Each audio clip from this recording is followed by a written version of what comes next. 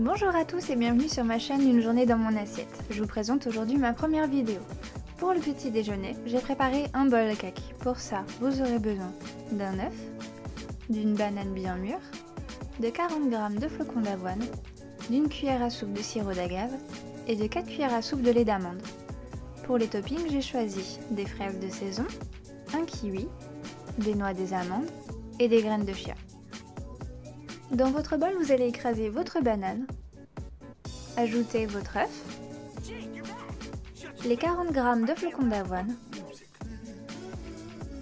4 cuillères à soupe de lait, la cuillère à café de sirop d'agave et mettez le tout 3 à 4 minutes au micro-ondes. Pendant ce temps, épluchez votre kiwi, coupez-le en tranches et faites de même avec les fraises.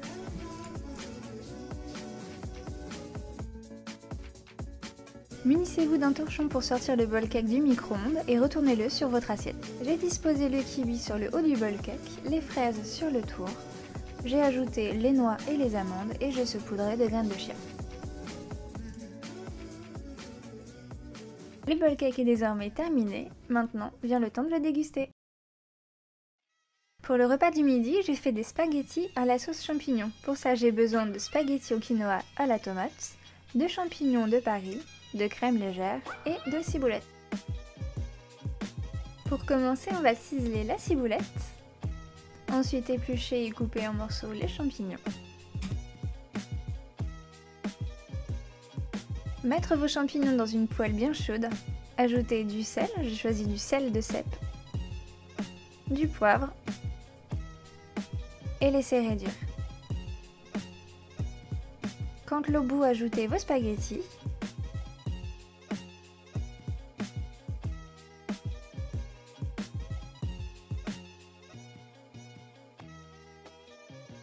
Quand vos champignons ont bien réduit, ajoutez votre crème.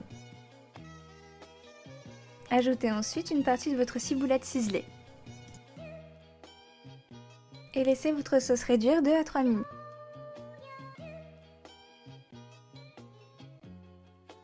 Égouttez vos pâtes sans matière grasse. Pour le dressage, j'ai formé des boules à l'aide d'une cuillère et d'une fourchette. J'ai réparti ma sauce aux champignons et j'ai ajouté le reste de ma ciboulette ciselée. Pour la gourmandise, j'ai ajouté des pignons de pain.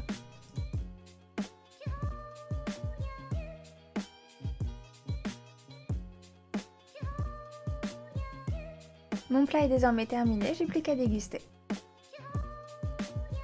Pour le goûter, j'ai fait un pudding chia chocolat framboise. Pour cela, vous aurez besoin de 6 cuillères à soupe de graines de chia, de 300 ml de lait d'amande, de 2 cuillères à soupe de chocolat et de 10 framboises. Mélangez les graines de chia avec le lait, mélangez le tout et mettre au frigo au moins 30 minutes pour les faire épaissir. Prélevez 4 cuillères à soupe de votre mélange, ajoutez votre chocolat et mélangez. Gardez 3 framboises pour la décoration, écrasez le reste avec 3 cuillères à soupe de graines de chia. Pour le dressage, au fond du verre, mettez vos graines de chia au chocolat, une couche de graines de chia nature et recouvrir de graines de chia à la framboise. Et pour la décoration, les 3 framboises que vous avez mis de côté.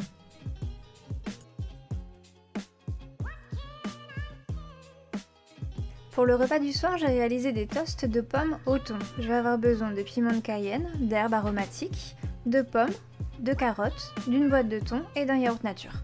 Mélangez la moitié de votre yaourt nature avec le thon, ajoutez le poivre, le piment de cayenne et vos herbes de Provence.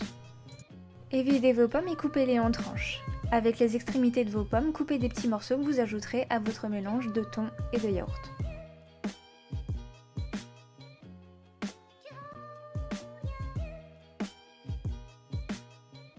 Pour faire comme des toasts, ajoutez votre mélange de thon et de pommes sur vos tranches de pommes. Épluchez et coupez votre carotte en petits tronçons. Avec le reste de votre sauce au yaourt, ajoutez des épices de votre choix pour en faire un petit snack.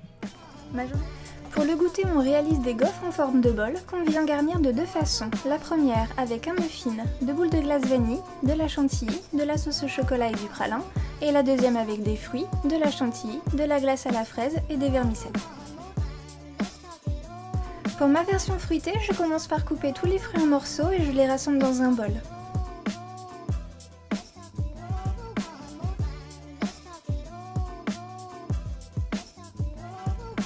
Je mets ma pâte à gaufres à cuire dont la recette est disponible dans l'épisode 2.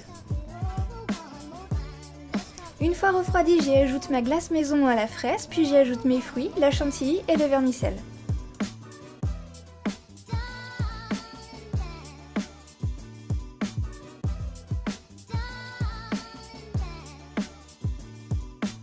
Pour la version chocolatée de mon chéri, je commence par émietter le muffin. Je couvre avec 2 boules de glace à la vanille, de la chantilly, de la sauce au chocolat et le pralin. Pour le soir, notre salade incontournable, la salade César.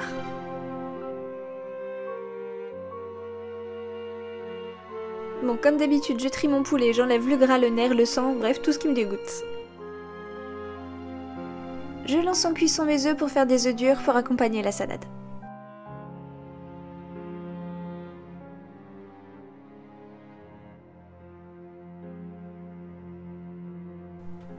Après avoir coupé mon poulet en morceaux, je vais venir le malaxer avec du poivre à l'ail.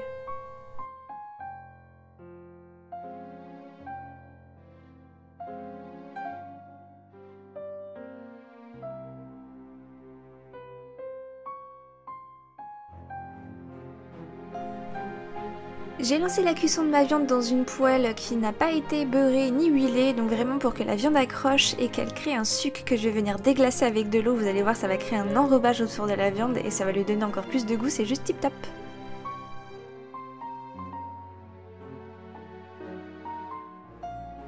Et je réitère avec la deuxième fournée.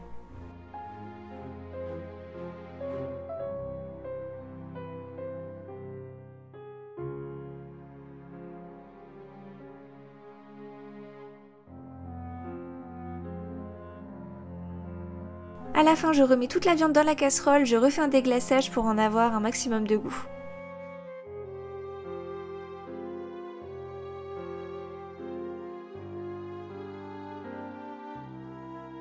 Je vais ensuite préparer à l'avance les accompagnements, donc là je vais couper des tomates cerises et de l'oignon rouge.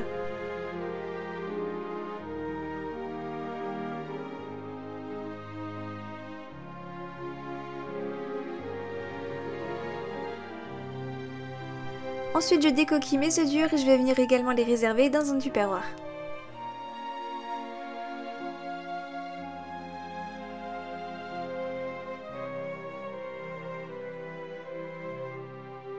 Donc voilà, là j'ai tous les éléments pour pouvoir dresser ma salade César au dernier moment. Donc en plus, j'ai pris des copeaux de parmesan, des croûtons et bien sûr de la salade.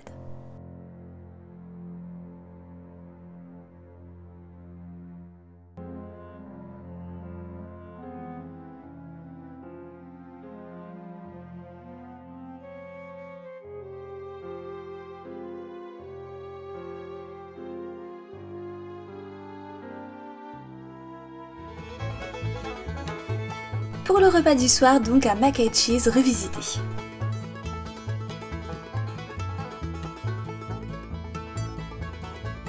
Pour commencer, je vais mettre en cuisson donc mes coquillettes. Je passe ensuite à la réalisation de la sauce, donc je fais fondre du beurre, je rajoute du fromage frais nature, ensuite je vais rajouter donc le fromage emblématique qui est le cheddar râpé, et quand mes pâtes sont cuites et égouttées, je viens donc rajouter le tout à ma sauce.